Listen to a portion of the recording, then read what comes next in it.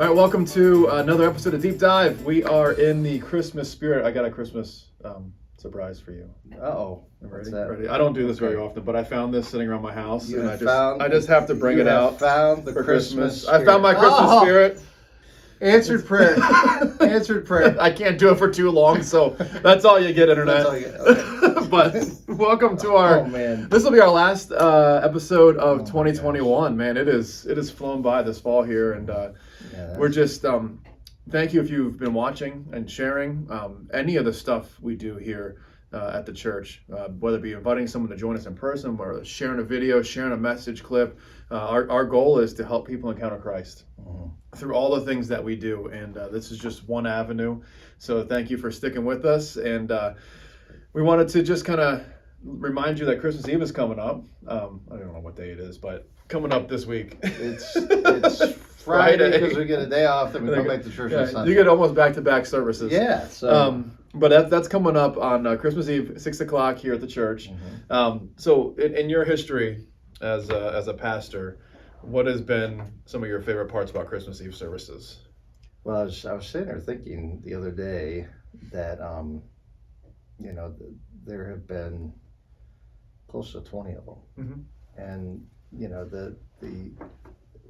I remember the ones I really loved was when my kids were really little, and that excitement of all the things we were doing and their gifts but being able to slow down and just really focus in on the manger and focus in on and there were some crazy things we did with the kids just to kind of get them to realize, because they had all their everything else was focused for them, and except for they're just what am I going to get, what is Right. going to, and just being able to and we had some really funny things have happened in those Christmas services, but it was just the family and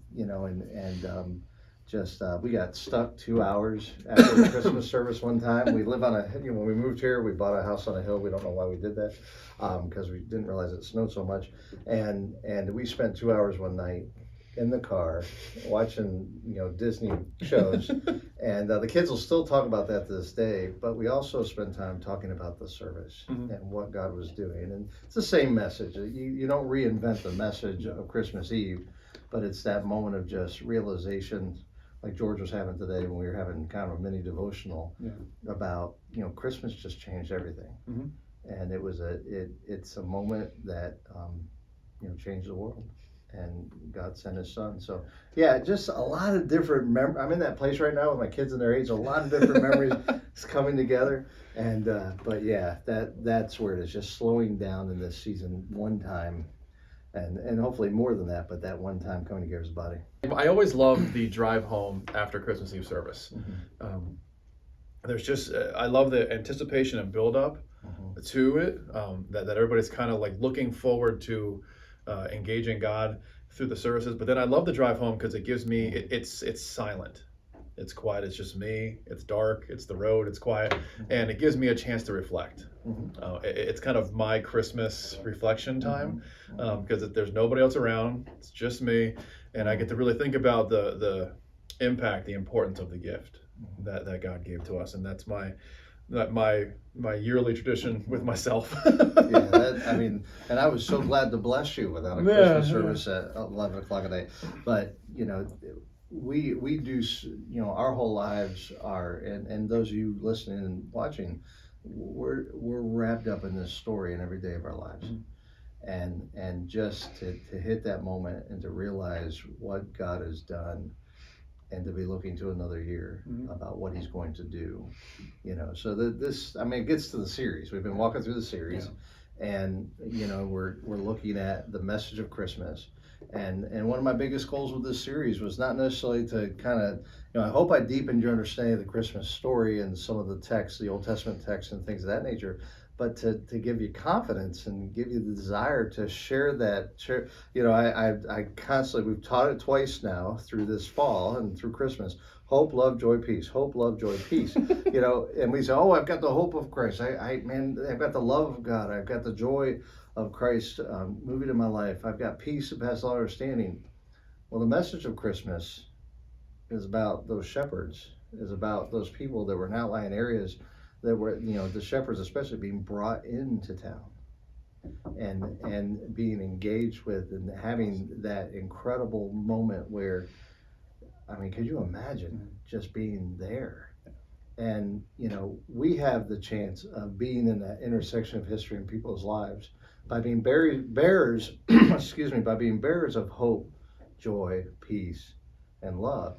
And when we do that, and when we're a part of that, we're fulfilling the Great Commission. We're impacting a culture that so desperately needs Christ.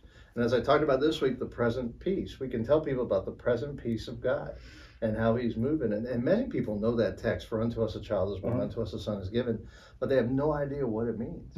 And you sit there, and I've had some conversations about it, and we talked about peace this week, and we see so much conflict and so much just confusion and sadness and stress, and it goes into that peace as the absence of conflict in your life, a state of inner tranquility. It's like, man, if everything's okay in my life, I've got peace. But as believers, we know that everything is not always okay in our lives, and our peace is defined differently. The Bible speaks of taking action to restore a broken situation. I did that this morning. I was part of a process of that. Being able to step in. I was sitting in a place where I was, somebody was just, why are you here? What drove you to be here? Well, I care about you. Well, you don't know me. Well, that's not a prerequisite to caring for someone. You have the ability to do that. And also the state of wholeness. We all want wholeness. We all want that complete feeling. And we know that we aren't going to be complete until we get to heaven. There's a perfecting process going on, but we are not perfect. Right. And as we live in that peace, there's something about us. There should be something about us that reflects light to a culture, the people that we love. That's one thing. That's one thing. I've really grown. An affection has grown for people who don't know Jesus in my life. They are my friends. They are people who are my friends. We may have different worldviews, or they may not have given their life to Christ yet. But because of the hope, the love, the joy, the peace that we can, somebody asked me recently, I had something I did, and they said, well, how did it go?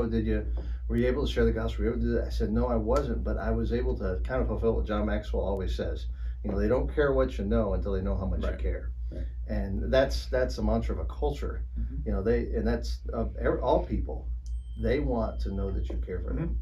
And I think this Christmas we've really painted a picture with the message of Christmas in that context. Well, and it's how powerful is the hope, love, joy, and peace of Christ when it's not easy to experience or feel hope. I was just talking to a friend of mine about this the other day. We were talking about how hard it is to live in the dichotomy of it's both and.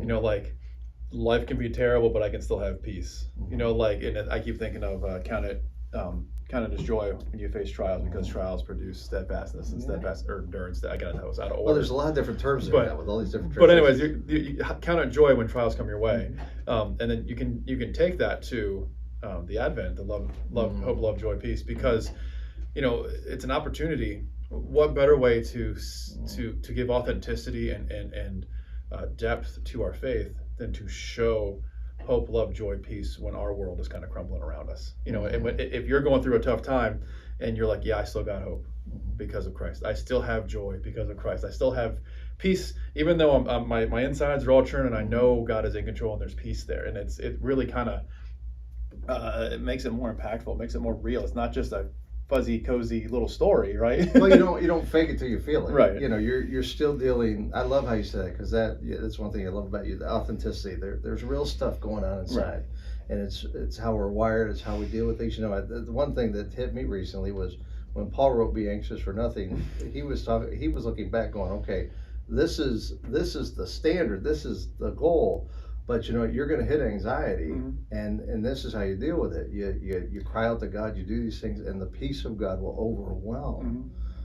How did Paul know that? Well, Paul knew that because of the inspiration of the Holy Spirit he's writing, but he knew that because of shipwreck after shipwreck, because of moment after moment where his life probably could have ended, and God restored. God saved him, and When you think about peace, I don't know why this was in. Oh, because we're talking about bowing in worship to Christ, and thinking about it's not about our will; it's about the will of the God. And Christ went to the garden before the crucifixion, and he prayed, right? And there had to have been emotions and feelings inside of him of anxiety and fear for what he was about to go through. But at the end of that time, he walks away with a sense of peace because of God's will. And the writer of Hebrews says it was the joy that was set before him. Joy's not a word I would use there, right? He wouldn't. It's so counter. Yeah. It's so counter to what we really think. Yeah. But for the joy, he loved us so much, he was willing to endure the cross. And it's so wonderful how it all wraps together. With the New Testament, the New Covenant, all the things that come all together on this night. Yeah. That there's a journey that begins, a journey that will end up on a cruel cross in an empty tomb, and we get to celebrate that as believers. It's such a privilege to be able to come every year and just celebrate him and who we are in him, and the hope, the love, the joy, and the peace that he gives us. And when that's one of the highlights now. And Advent was something that we were pretty serious about my last church too, but this church has been awesome with the Advent candle. That last candle, I get the privilege of lighting that last candle, and then Christmas is here. In many people's minds, it's like, oh, okay, we got through all 5 of them, we made it, and we're gonna go and we're gonna celebrate what God has done. And so then on the flip side of that, we got a lot of work to do. 2022 is coming. I was just saying, if we had time for next week, I would say that should be our theme. So we're going to give you a little homework assignment here, coming into the end of the year. Celebrate what God has done. He gave us our Son. Look back at your 2021, and before the end of it, after Christmas, before the New Year, take some time to celebrate what God has done. There has to be some good things that God has done. There are some. Celebrate the ways God has shown up. Remember what God has done in your life over the year. Even if it was a difficult year, there are still ways God has shown up and sustained you and moved in your life, and that's good for us as believers to walk through, to remind ourselves of what God has done. We do it at Christmas with baby Jesus, and we take time in certain seasons, but if it becomes a habitual part of our life, that makes for healthier living and healthier faith, because we can endure those hard times. We can have the hope, the joy, the love, and the peace because we remember what God has done for us. And what spiritual habits are, when we look at them, what spiritual habits did we develop, and what spiritual habits are looking to develop, right? And how do we grow? And it's going to be an exciting time. I mean, Easter's right around the corner in our world. It really is. I was looking at the calendar today. I was like, oh man, that's 4 months. But allowing us to really examine and celebrate what God has done. You may have changed my sermon for next Sunday just now, but yeah, and thank you for the privilege thank you for the blessing of you listening, and please get these out to your friends in church, outside of church. The goal of this time together is just to see you guys, to see Adam and I just how we are. This is how we walk around the office all week. It's kind of nutty. And sometimes I tone it down for you guys. Yes, he does. But God bless you and Merry Christmas. Have a very Merry Christmas, and we'll see you in 2022.